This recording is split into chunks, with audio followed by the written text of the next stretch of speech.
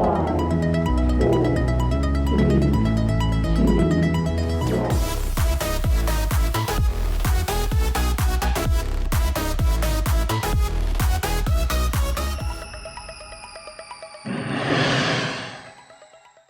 everybody. Welcome back to another edition of the Fitter and Faster Coach's Corner.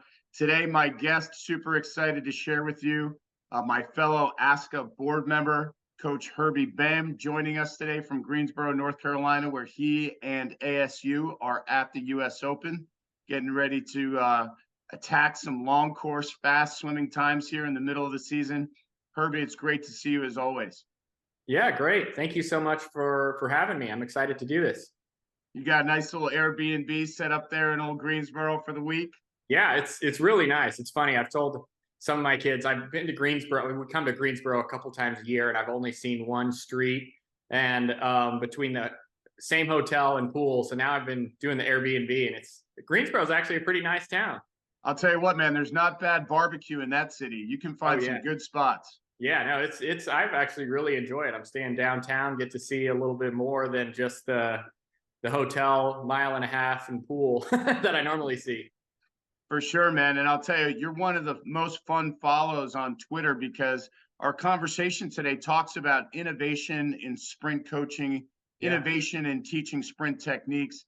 You do a lot of dynamic things in the program at ASU. And if you guys at home want to follow Herbie, it's Sir Herb III on Twitter. Yeah. You can find some really great videos and content in there. But Herb, you guys are coming off excellent performance at the NC State Invite, your midseason meet for ASU. What were you most excited about? Certainly had some really fast 200 free, 200 medley relays, some great relays throughout the course of the meet. Yeah. How are you guys feeling about where you are right now, and what are you looking forward to this week at the Open?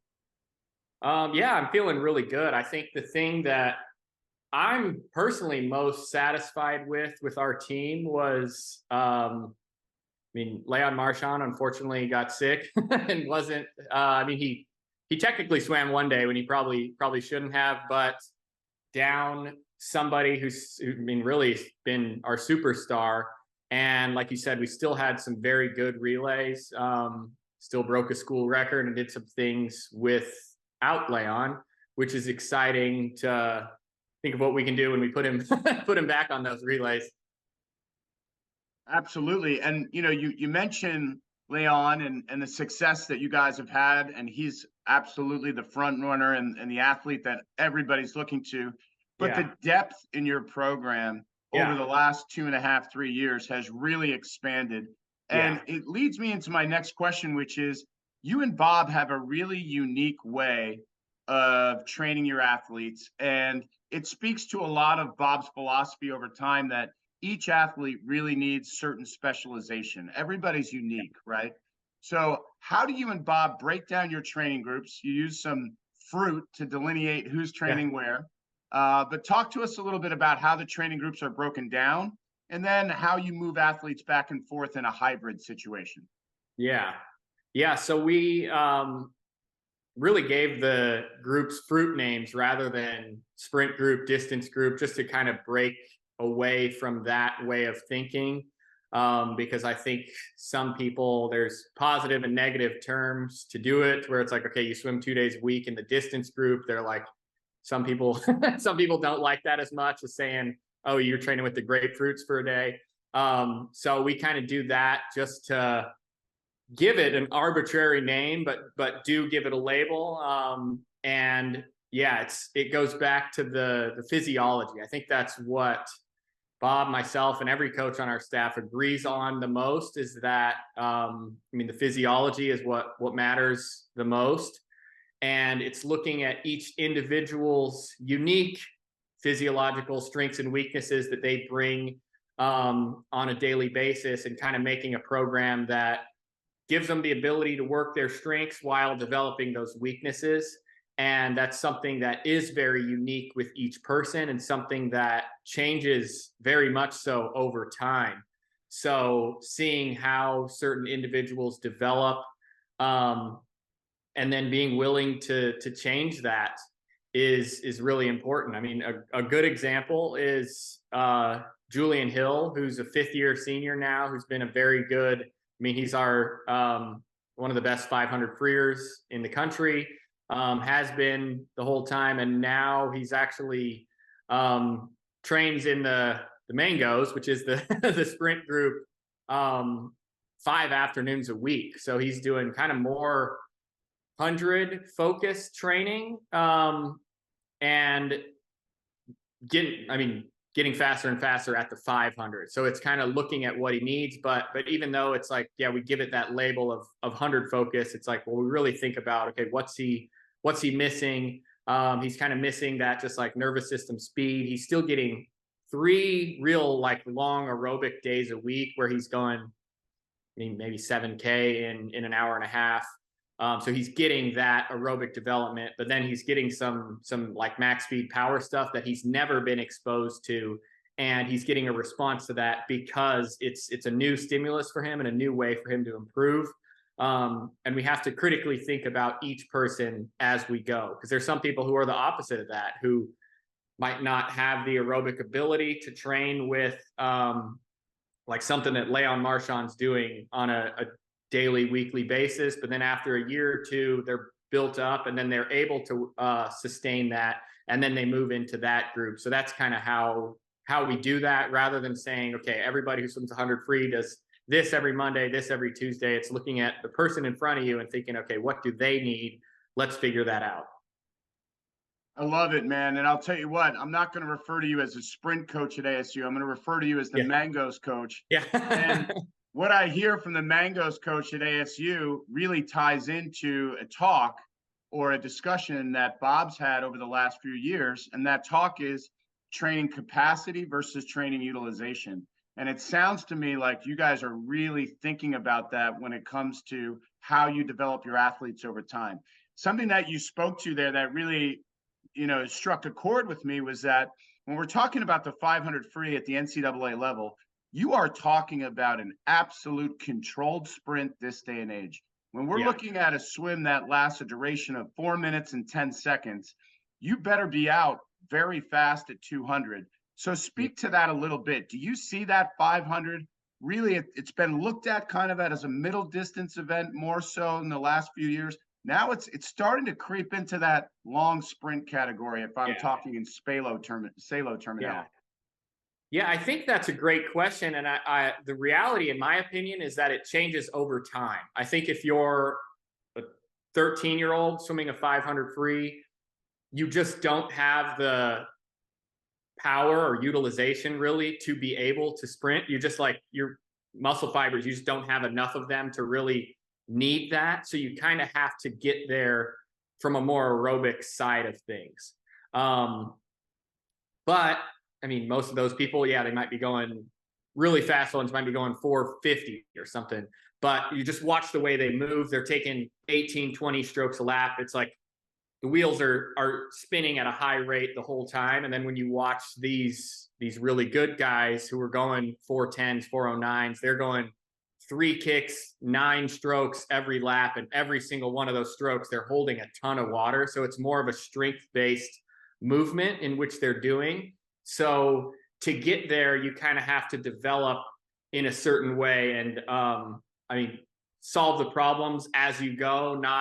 I think one kind of mistake a lot of people make is recognizing what you said, which is absolutely true. And then saying, okay, I've got this 12-year-old who's pretty good. I want them to be 410 one day. So let's look at what the 410 guys are doing and make them swim exactly like that, make them train like that. It's like, they're not that. So you kind of have to give them the tools that they need to take the next step and stay in one step ahead of them. And if you start getting too many steps ahead, you're actually impairing the athlete's development rather than allowing them to grow kind of in the way that they need to. So they're thriving throughout their whole career. So well said, Herbie. And I think, to the club coach audience that watches this show on a weekly basis, what is something that you want to tell the club coaching community that the athletes we're populating your college teams with, what do they need to do better? So I think we have this interesting line drawn in the sand to where we're like team sprint or team distance. And you can't do both. In my opinion, you kind of have to do both. You have to be able to like even with the sprinters on our team, there's at least one, normally 2 or 3 days a week where they're swimming relatively high volume, or it might be 5,000 or 6,000 in a session. A lot of that is low intensity. So we kind of think, okay, we want to be fast, so everything has to be fast, or we want to be distant, so everything has to be long, and neglect a part of what each athlete needs. And in my opinion, it's the balance of how each thing works across a week and a month and kind of a more long-term view of it, rather than trying to hit what we think is the most important thing every single practice. And sometimes going kind of away from what they're used to is something very valuable. But it goes back to that's kind of what our sport is. It's like having metabolic flexibility of being able to work at a very high rate anaerobically and aerobically, and kind of balancing both of those. And if you neglect one, the other will be impaired. So that's what I would say. I mean, for the most part, I think a lot of club coaches, I think as a country, we're just getting better and better. But it's tempting to label yourself something and being like, okay, I'm the sprint coach, so all we do is sprint every single practice. I mean, I certainly enjoy that, but even the kids, I think, like when it's, okay, you've sprinted 6 practices in a row, having the ability of just like long sustained, even thinking of like hitting a certain number of strokes the entire practice, but keeping it smooth is valuable. Oh, absolutely. Especially from a maintenance standpoint, right? Where we have to have a certain level of aerobic conditioning to complement what we're doing on that neuromuscular level. And I'm really anxious to hear about that. So when we think about the Mango program at ASU and the short distance athletes, what types of equipment are you using on a regular basis? As many things as possible, literally. And I'm consistently trying to invent new things. I mean, some of the kids know this. Some of them we use a couple times and it's like, okay, that didn't work. But that's something that personally, it's been a pretty big change for myself.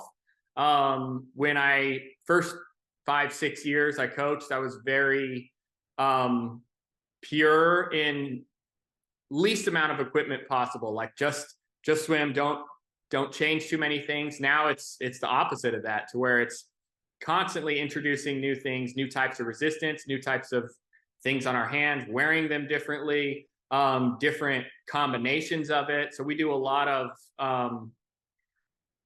one paddle, other paddle, buoy at ankles, buoy normal, I mean, different types of fins, all the different equipment. My current invention that I actually think is super valuable is like the sponge that I know a lot of teams have used. We just have a little mesh bag with sponges in them. And there's just a little rope tied around there, but I actually think it overloads a different part of the stroke than like a normal bucket or power rack does, because the rack, like you can see it, the racks, it's one of the best things to force a high elbow, because you'll be pulled back if you don't. But these sponges move through the water differently. So once you start accelerating a rack, it's kind of going. With these, it's like it's a more constant thing. So it puts pressure on the end of the stroke. So what I try and do is it's constantly seeing kind of what they're doing, how they're moving, and trying to add new things that actually messes it up, and see if they're able to do it despite the changes that they're experiencing. And that's how they get the awareness of it. I guess to explain why I think that way, just probably going back to what most club coaches need to know, in my opinion, technical learning from a top-down approach, like prescribing, okay, here's what the technique's supposed to look like, here's what we're trying to think, in all honesty, I think is incorrect. I think it's a more bottom-up model where they're having to solve the problems themselves. The least words that the coach can say, the better.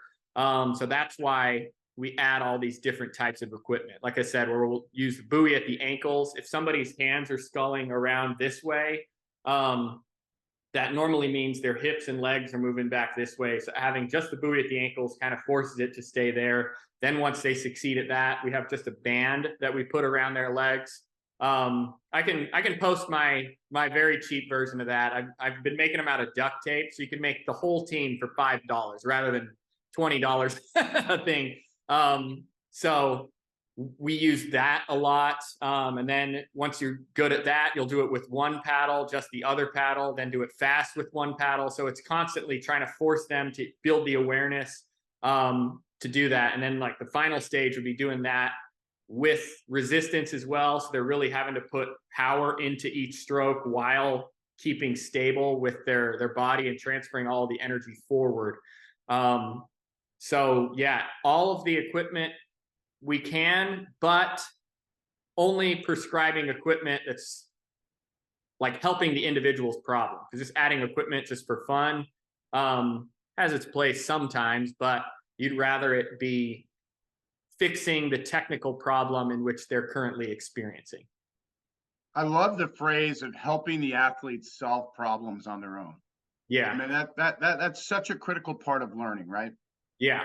Oh yeah. And that's literally our whole job in a way, because then when they get to the race, they're the ones solving the problem. We can tell them as much as we want beforehand, but once it's time to dive in, they have to have the ability to kind of self-organize all of the things that they know and do it as fast as possible, hopefully without really thinking too much. So that's where we have to try and put them in that mindset in practice. I really picked up on the fact that feel, or the scientific word, kinesthetic awareness or proprioception, is really important to you. And that's why you use a lot of the equipment. Is that a correct assumption? Yeah, exactly. Because that's everything. And I think it's like, it goes back to you're trying to teach without words, and you're giving them the problem solving ability to know where their hand is, why it's pulling a certain way. And they don't have to be able to describe it. And the other thing is the coach doesn't necessarily have to be able to verbalize it for it to change, but you do have to give them the kinesthetic awareness of knowing what's right and wrong. I think an error that I made as well early in my coaching career was constantly trying to, okay, I have to be able to describe it really well, show them on video. They need to see what we're working on and be able to explain that. And if they can't do that, it's incorrect. But now I kind of realize that's untrue. If they're kind of just getting the feel for it, sometimes they can't put it into words, or sometimes the words they use don't make any sense. But they're doing it right and they're making progress. So it's like, okay, that's what we want. And sometimes that's different than what the coach believes or wants to or thinks should be happening. Sure. Yeah, I think that's an important point. And talk to us, Herbie, about resistance and what resistance looks like inside the Mangoes program. And in terms of whether you use it every day, whether you use it, 2 or 3 days a week, how it's used in the program, and then we'll dive into some of the X and O's of your sets. Yeah. So that's the biggest change I'd say from this year is we're trying to use resistance literally every practice, which I'd never done before. But I was like, I'm just going to see this first semester, kind of see what happens. We'll see how it works at the midseason. Like if it doesn't work, we can just scrap it, but let's try that. So yeah, we're doing it all the time. I think the most extreme thing we've done, we had a couple days that were probably over 3,000, where there was a 200 warm up, everything after that was on resistance. So yeah, it's like, it's quite a bit. And they've done very well. So, I mean, it's going back to that, in kinesthetic awareness and just the ability to hold strong water, and being able to, just move everything directly forward, whether we're going fast or slow. So we do a ton of stroke count stuff as well, to where I mean, 3 and 8 is kind of our standard smooth swimming where it's 3 kicks, 8 strokes every lap. So that's a big focus, but with the resistance, there's a lot of different ways to do it. So the one thing I always say during our biggest resistance days is we're trying to improve our ability to express force, and force equals mass times acceleration. So we have to improve either the mass in which you're moving forward or the acceleration for force to be increased. That's, I guess, one thing that a lot of swim coaches, there's this term for power, and sometimes it's, I mean, what does that mean? It's kind of an abstract term in swimming a little bit. That's why I like to use just the ability to express force. So certain days when we're doing that, it's okay, mass is as high as possible, where we'll do buckets with as much weight as you can. I mean, Jack Dolan, one of our top sprinters, he's done almost 200 pounds in the bucket. Like, we actually put weights in the bucket and can do that, where we'll normally go like 3 kicks, 12 strokes, which is about the kicks and strokes of a 25. And as much weight as you can do while still getting about halfway or to the 10-meter mark.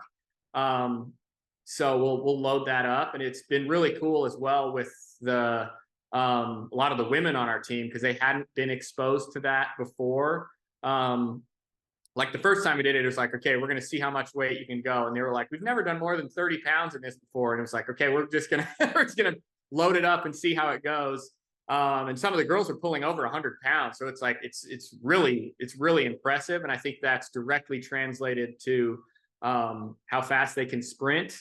And it's pretty interesting, because I've actually seen almost a higher correlation to their speed endurance at like the end of 100 when we've added all of this.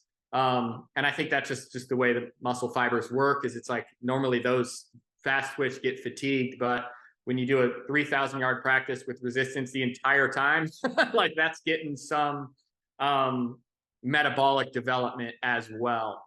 So yeah, basically we're doing resistance all the time, but in the same way where it's trying to look at what the athlete is missing, not just what they're good at. Because that's what, like Jack Dolan's a great example of somebody who's super powerful and always really good at that. But we have to sometimes do that. And the ways he doesn't like it as much is when we're doing like higher reps of lots of racks on like 30 seconds.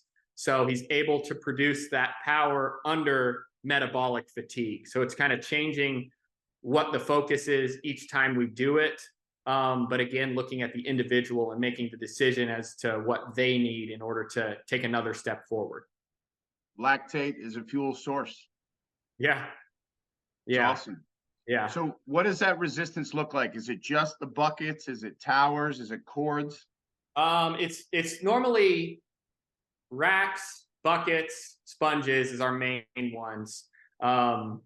That's what's in the mix every single week. We don't have that many cords. That's the only reason why we don't do that many. And in Arizona, it's so hot, the cords only last so long. So almost every time we use them, one of them snaps. So it's kind of like safety reasons. We've moved on from that. But yeah, those are kind of the big three. Racks is, I love the power racks because we always time how long it takes to just move the rack up. That also gives very good feedback as to how they're moving. So if the rack's jerking up like that, well, then we know there's a point in their stroke where water isn't being held. So sometimes we'll do it to where I'll have them partner up, and it's like, okay, your partner just watches the rack and tells you how it goes up. And the goal is to get it as smooth as possible. That's really good for underwater kicking as well, because we're all good at kicking down, but most of us are pretty bad at kicking up. So it's like crazy jerky most of the time. And it's like, okay, just not super fast, but just try and get this going up as smooth as they can. And by changing the problem to, okay, you're trying to move this weight up as smooth as they can, the solution is kicking good both ways. But they kind of figure that out without me saying, okay, you really got to hold on the up kick. And then whatever they kind of feel there, if we do something like that, we'll normally start with that and then go right into underwaters and alternate back. So they're kind of putting the pieces together in their mind, at least hopefully, about what it's actually doing. So that's really how we use the racks. The buckets as well, I like those because we can go full 25s. We can put as much weight as we want in. So there's a lot of different ways. It's not as measurable. Like you can time the full 25s, but that's more of the strength or the mass side of the force equation that we do. So it's controlling and kind of going back and forth and looking at which part of the stroke of the race is being overloaded with which type of resistance. I really appreciate that. And to your point, you're changing or teaching or somebody's learning how to move before they add speed to it. Yeah, exactly. I love that. And then the other thing that I wanted to ask you, Herbie, in relation to how you use resistance, what are you doing in terms of contrast? Do you have a set where maybe we're resisted for a couple 25s or a 12 and a half or 10 meters or whatever it is, and then we take it off and we do the same distance without it? Yeah, really almost every set is we have some type of contrast, because I like that because it's, again, we're trying to teach them what the resistance is doing without sitting them down and explaining, because they don't really, some of them don't care, and they don't really need to know exactly the physiology as to why we would do this. But when it's like, okay, you're going a super heavy bucket and then a 25 fast, they'll notice how their stroke changes. So then they kind of get the awareness of that. And there's the proprioceptive benefits of when it's like a very heavy thing to a very fast thing, they'll recruit a little more muscle fibers on the fast thing. So we do a lot of that. Almost every set we do, we have at least a couple reps of fast full swimming at the end of it, whether that's 15s, 25s, a lot of different ways to do that, but just making sure they're always kind of keeping that feel of the specifics of what we want it, how we want it to translate to the race. So yeah, like I said, pretty much every time it is slightly different every single time. I mean, at least try and make it like a little bit new problem for them to solve literally every practice. So we're not repeating a ton of sets, but I'd say the way in which we're doing it is pretty similar all the time. Like a specific one would be, we'll go like 4 rack pulls on 30 seconds, take the belt off, 2 25s on a minute fast, extra minute rest, maybe 3 times where we'll either go up in weight each time or go down in weight each round with the racks on. And it's kind of what we want the stimulus to be and kind of what the sensory feedback to be as well. Because when it's going up each time, it's like, okay, I got to increase this intensity, like at the end of a race to where it's getting harder as you go. Sometimes we want the opposite, so you feel better as you go, and those 25s unweighted get faster. That's kind of how I measure what's happening to them, is like looking at that. Okay, we're doing the same 25s fast after.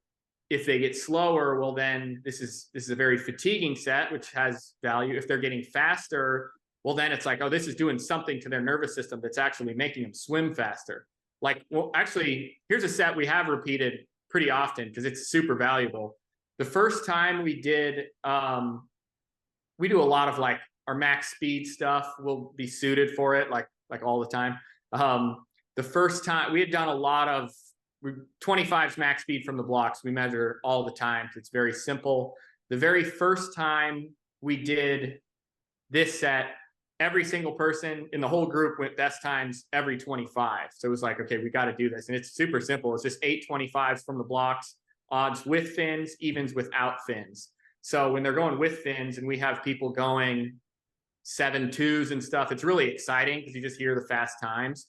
But then literally everybody, like, breakouts were better. Everything looked really good on the no equipment, and each one was faster as we went. So it's like, okay, there's actually learning that's occurring from when they do that overspeed fins. Personally, I think it's 2 things. One, when you have the fins on, the way you enter we don't really think of like how streamlined our feet are, but when kids always dive like this or things like that, it fixes it with the fins. So like everybody's starts looked really good.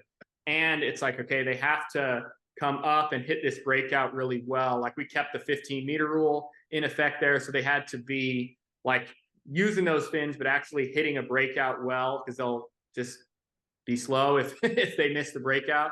So it really like overloads those two parts of the race, which is super important in a 50. So that's something we'll do pretty often, and that's a contrast kind of that we regularly do. But there's a ton of them, and kind of we've done it with each type of equipment. Assuming fast feels good to the athlete, and that's where that neuromuscular learning is happening. So Herbie, if you have the ability, or you just want to talk about it, feel free to share your screen or talk about some of your favorite sets to do. Yeah, so I'll just talk about it first. We've got, so kind of my actually we'll share my screen because this will make more sense to put it in this way. So this is one of my favorite ways of looking at it. And this is where like Bob and myself agree on, and this is where we kind of have this common language with the fruit groups of where people go. So this is the Bondarchuk pyramid, who it's actually made by a throwing coach. So this was a guy who coached the hammer throws. Fun fact, he actually coached gold, silver, and bronze for 5 Olympics in a row in the hammer, and has coached every world record holder in it since he had it in the 1960s. So he knows his stuff there, and it's cool when, in my opinion, when completely different sports are very relevant. So when we have this, when we look at the event, the very top, if you're thinking 100 free, we'll just do that to kind of keep the language going here. Competitive exercise is very similar to that. So if you're going 100 free from a push in practice, a 75 from a push, a 75 from the block, something that's not much different than the race whatsoever. These specific developmental exercises, that's kind of the core of feedback into how the whole training process is going, at least for us at ASU. So these are test sets that we're doing every single week, and that's something that replicates the movement of the race as well as the physiological, more metabolic system found in the race, in the way in which you do it in the race. So like for 100 freers, 450s on 2 minutes is kind of the simple, as fast as you can go. We write down the times. Then every week we kind of make changes to that based on how they looked the previous week. So for example, if we have a 100 freer who does that, let's say they're trying to go 44 in the 100 free, minimum they've got to be 22 O's really on all of those 50s if they want to be able to do that. So let's say we have somebody who goes 21.5, 21.6, 21.9, 23.2. Well, then it's like, okay, we know it's that. I mean, they're fatiguing when the lactate gets high, when they're under that hard anaerobic stress. So the specific preparatory exercises is something that kind of trains that in a less specific way. So this is the rest of the week that we're looking. It's like, okay, how is this going to improve those specific developmental exercises? And then the general preparatory exercises is just looking at the individual. What are they lacking? For actually a lot of our kids, it's like mobility in certain areas. So we have to organize that in their weight training, like kids who can't move their shoulders and spine very well. They're not going to be very good underwater kickers. So we have to give them some general ability because they're just lacking that. Then, okay, how do we apply that in a specific sense? Now, how do we apply it in the race pace setting? And it's kind of that continuum that goes back and forth. And that's where, going back to how we organize it at ASU, it's really good because we're testing these every single week, getting feedback with how they're doing, how they're progressing. And kind of the rest of the week is getting it's a little more individualized and sometimes can be a little abstract and a lot of moving parts. But when we're coming back and testing and kind of understanding what that test means, that's what it'll go. So here, wait, I know it was, this was kind of how everybody on our team last year. So these were all the 100 swimmers, how they progress. So it's like, we're doing a different set. So that specific developmental exercise, the sets, it's not just 450s on 2 minutes every time. It's different. It's actually different every single time, but kind of the same idea. The way it changes is looking at how the individual goes. So if that person who did the 450s and died at the end, well, it's like, okay, we're going to have to maybe go 4 on 4 minutes and see if they still die, and get it to where they're maintaining, and then intensifying that as we go. But here's how we did, and can just kind of walk you through all of these. And so first, let's start with this total average. This is the average of every set they did the whole year. And like we said, it's not literally every week, but it's pretty often that we're doing them and recording them and looking at the times. And this total average times 2 gave their projected time, which is a pretty accurate indicator. And then you can see what their best time of the year at Pac-12s or NCAAs, which one they went to, was spot on, where across the board, everybody is going kind of exactly what they were training to do. It's always nice when it works out, when it works out that way. But this is where we can get really individualized. And so we're getting this feedback each week, and kind of as we go through the season, we're seeing if they're trending in the direction we want. If they're trending in the wrong direction, that's when it's like, hey, we need to rethink how we're doing this. Maybe they need to go in a different group. Maybe they just need to do something different. Maybe it's just how they're sleeping or something like that. But this is a huge part of our program, and it's pretty good when we have something like this. And that's where, like Bob, myself, all the other coaches on staff can look at the data with how people are doing, and decide what they want to do there. So these won't take too much time, but go through kind of how it progressed. So we started the season, this was 3 times 100 smooth, where I remember it was just hitting like a kick and stroke count on the 100, a 50 fast. I think they were both on 2 minutes. It wasn't like a tight interval or anything. And this was the time they went there. Then the next week, we kind of did the same thing, but it was a 25 fast, a 50 fast. So it's like, okay, it's the same total thing. So it's ended up being 6 reps on 2 minutes. One was a 25, one was a 50. We're just measuring the 50s. So that's kind of how we do that. This fartlek is the same thing, but it was more of aerobic side.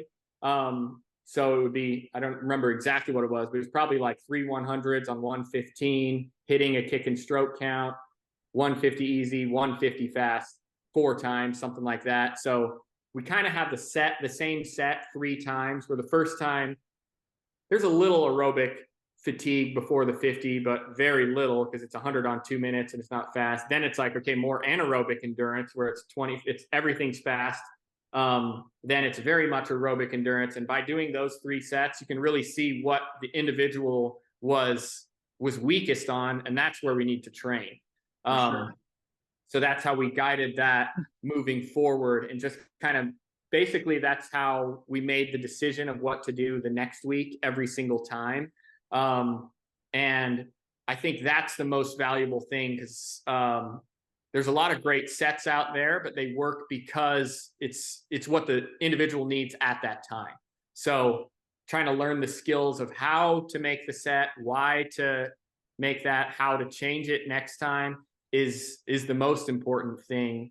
And basically, this is a valuable thing that took me a while to figure out, is there's the volume doesn't really matter too much for these specific developmental sets. I used to always want them to get more, and like, okay, we got to get to where we're doing 12 50s on 2 minutes at the same speed. We're doing 4 50s and then come back down.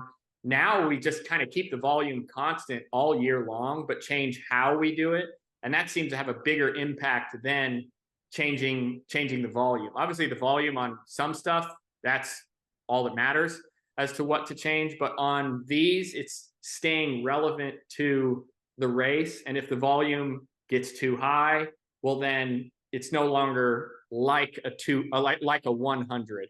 So it's deciding what this set is training keeping it specific to that and then changing it that way. And I mean, with all of these guys, some of them swam 200s, a couple of them swam a 500.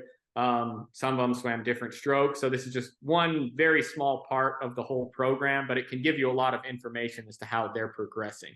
I love it, Herbie. And I think it's so great to see. You look at October last year and a guy like Jack Dolan who's got some pure speed, 650s on 4 minutes. And I'm assuming they're not swimming down at all in between, right? They're just marinating. I kind of give them the option. Normally we're in like 3 or 4 in a lane. So it's like, hey, everybody gets clear water as they go. So most of the time they can't. I tell them they can if they want. Sure. But when there's 4 people in a lane and we're doing something like that, we'll go 45 or a minute apart. So everybody gets to swim down the middle. So it turns into just standing, waiting, waiting for your turn. And then you look, by the time you guys got to December, he's doing, twice that amount on a little bit more rest, or on a little bit less rest, and he's going faster. So you got to love that as a coach.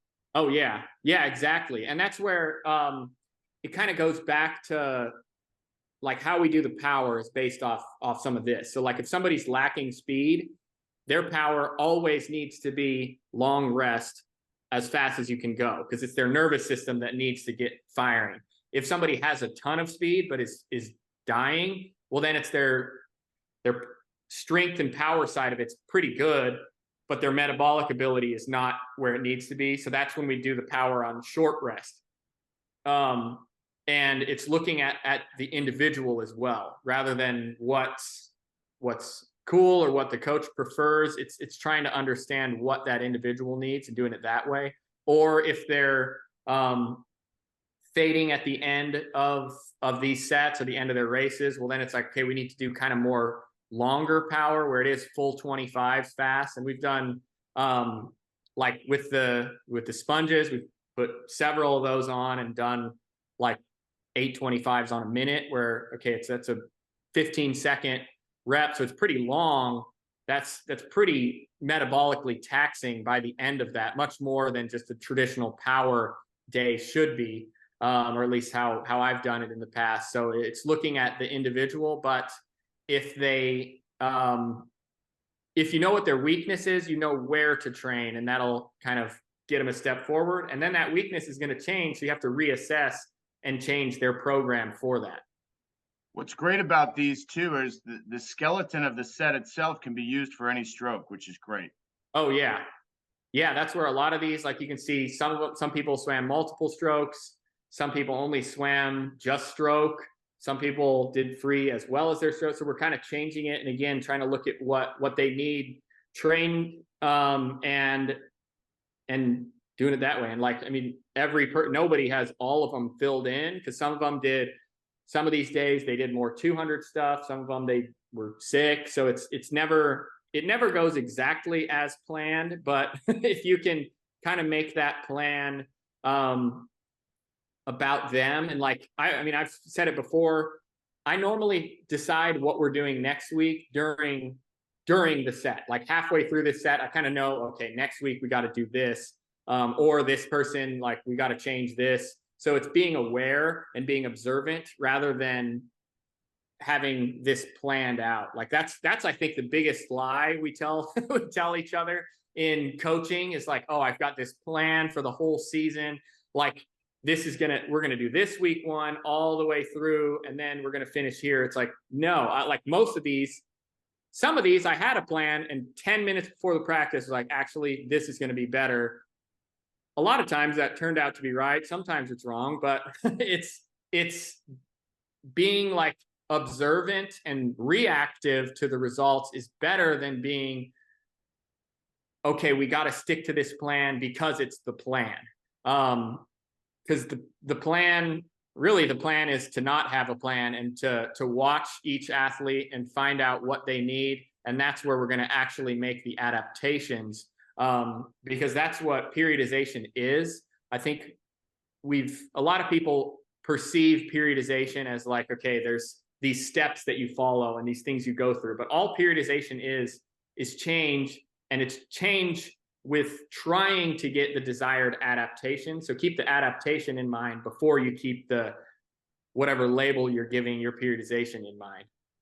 Yeah, no doubt, no doubt. Now, one of the things that I love watching on your Twitter is you know, you do some odd distance kind of stuff. Like the kids will dive in, they'll go all out 12.5, they'll flip in the middle of the pool, come back a different stroke.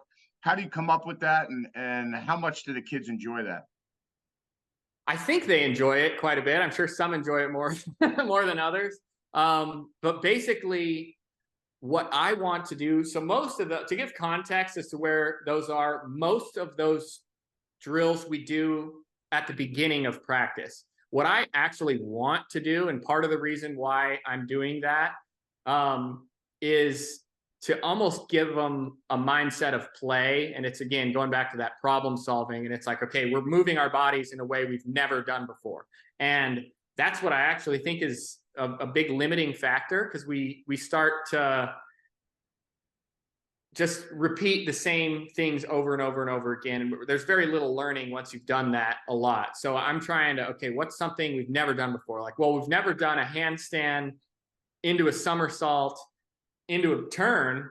And it's like, by doing that, they're going to like just get awareness of how their body moves in space. And then hopefully that'll give them a better turn. Worst case scenario, they've learned a little bit about how they move. And you can tell like the energy kind of shifts when they're moving around. I mean, the physiology of it is our cerebellum, which is like basically inside our inner ear. That's what keeps us our balance. When that's been moved around, and specifically like flipped around and done movements that are unfamiliar, it lights up and stays lit up for hours afterwards. So doing it at the beginning, they're going to be more receptive to just their movement abilities. So that's why I first started doing it, because I heard that on some podcast or something. I was like, okay, I'm going to start with just like some crazy spins and stuff, and then try to make that specific and try and make it relative to what we're doing. But yeah, it's exactly that. It's like, I think it's anecdotally, I'm sure any of us, when we've started a new skill, when you're learning that, it's difficult, but then you kind of start almost viewing the world differently. If you've ever like surfed or done a weird movement like that, where it's just so much different than before, it like opens this new window of to like how your body moves, how it reacts to the environment in which you're in.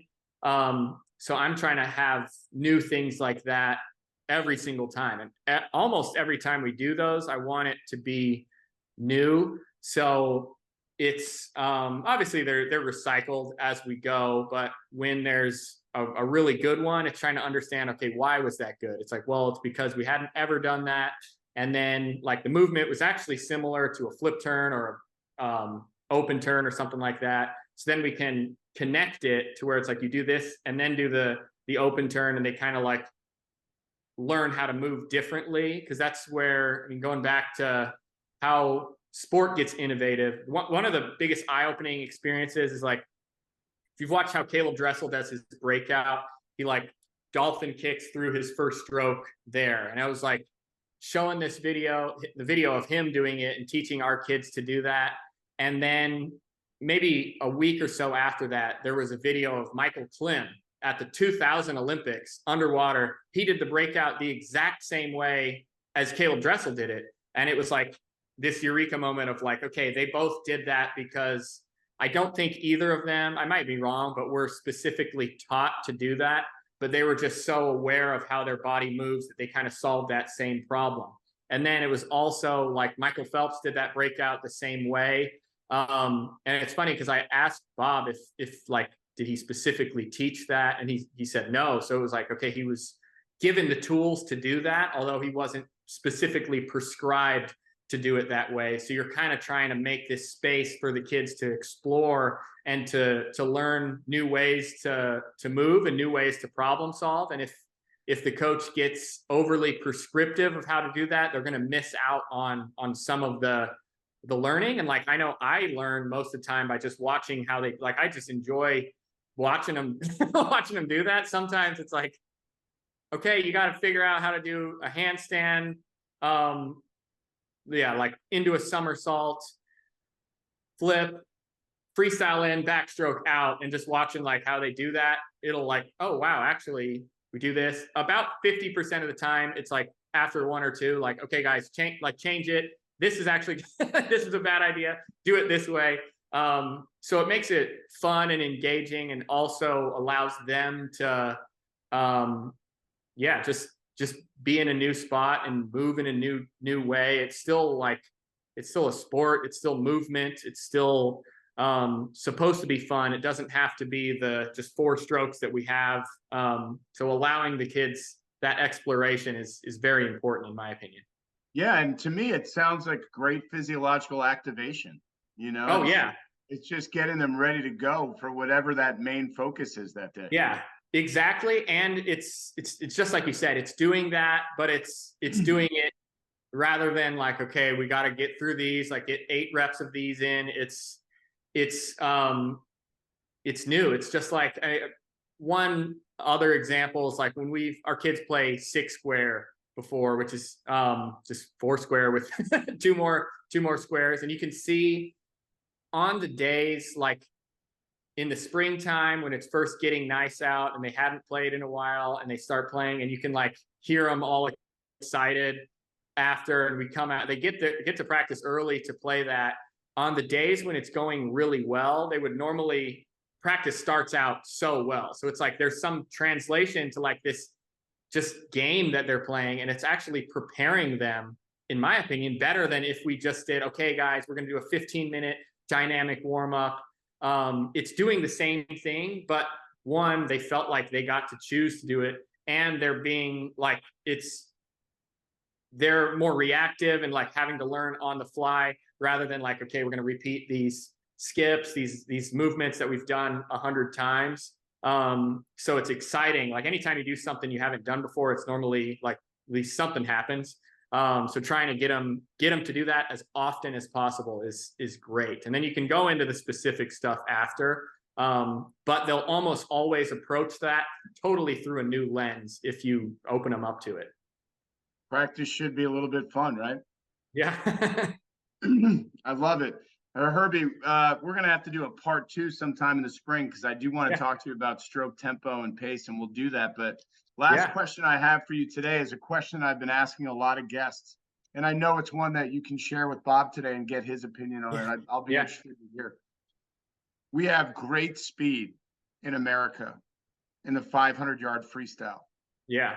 We're getting better at the 400-meter free, certainly with what Kieran's done, and Bobby's swimming really fast, and there's you got a bunch of guys who are going to challenge that 400-meter free. Why haven't we been world class in the 400-meter free the way that we can swim a 500 free so fast?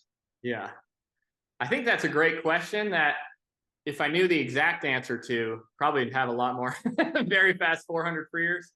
In my opinion, I think part of it is the type of movement that we do. Just like in the 500 free, it's John T. Skinner used to say it's short course is serial, where it's a series of movements. Long course is cyclical, where it's repeating the same movement over again. Most of us, I know, like us at ASU, Texas, do a lot of the threshold, like the very 400 specific developmental exercises. We do those short course. So I think we just have to start doing those more long course. The problem is, okay, if we really want to do that, we're going to be 7 in a lane most of the time. I think that's why. So it's almost we have to figure out how to just spacing wise get that done in the long course pool. And it's really like more fun to do those sets yards, because you can get different ways of doing it. Lots of like different race. There's just a little more variety to it. I think that's where a lot of the European countries that are doing well, they kind of have most of those guys are kind of coming down to a 400. Right. So I think they might be in the stages of their career where it is like, oh, I'm getting to feeling like I'm sprinting, coming down to get more 400, 200 work. But yeah, I mean, I don't have, it might also just be as simple as there's 7 or 8 really good guys out there who are a little better than what we've got in America right now. But also it's like kind of hard to count out America on an Olympic year. So we'll we'll see how it plays out. No, I agree, man. I'm super excited. You know, when people talk about you know, world championships and things like that and how the summer went, I'm very quick to remind them that in 2015 we did not swim great at world championships. Yeah. We went into 16 on fire. Oh So, yeah. you know, I'm looking forward to it. Like, not that old, but it's been long enough to where it's like, guys, this happens every time. Like every time. I don't want to jinx it. But like, as long as I can remember it just being like, oh man, America looks so bad. Like, what happened? We fell off. And then it's like, we end up doing all right at the meet. So, yeah, we'll find out. There's a lot of incredible talent out there across the world. I think it is really good for everybody that it's not like just in America do we have fantastic coaches. They're all over the place now, which is good. And I think it's just going to force everybody to keep getting better. So yeah, I'm super excited to see how it goes. Well, I'm excited for you guys. And last quick question before I let you go. Is it hard for Michael to stay away from the pool and jump in and say hi to the kids or help you guys out with things on a weekly basis? I think with 3 kids and a 4th on the way, he's busy enough. So I think that distracts him enough that way. He still works out all the time. He's still like super fit. So he probably, I mean, he could be pretty fast if he wanted to. I feel like getting the desire to train for a 400 IM is a little different than, like, he knows what that takes. It's a little more than the desire to race a 400 IM. So I think he's okay on this kind of next chapter of his life, but I'm sure it's part of him will always be into swimming. But yeah, I think it also does help. Like, he's so close with Bob, having it lay on where it's like, I mean, everybody kind of knows it's like a lot of Leon's success is directly a result of Michael. And I think he knows that was part of it. It's like, you know, I think everybody listening knows that the coach-athlete relationship is pretty special, to where the coach learns as much from the athlete as the athlete does from the coach. So I'm pretty confident Michael, Bob, Leon would all agree that Michael's success is directly helping and kind of a part of what Leon's doing as on a daily basis. And yeah, it's kind of helping, kind of nice to have somebody to pass the torch to who you have a very personal relationship as well. Oh, dude, that, you know, if you've known the story of Bob and Michael and, you know, the arc of their journey right now, it's just so beautiful. It's so great to see. And, yeah, it is. Yeah. It's just so great for our sport. But Herbie, we so appreciate you, man. You're one of the most encouraging and enthusiastic coaches in the NCAA today. Super excited to continue to watch your journey. So thankful to have you on the American Swim Coaches Association Board of Directors. Yeah. And wish you guys all the best of luck today. No, thank you so much. Yeah, it was great having, thank you for having me on. And yeah, if we want to do a part 2, just let me know. We'll do that, man. Thanks, Herbie. Sounds great. Yeah, thanks. Bye-bye.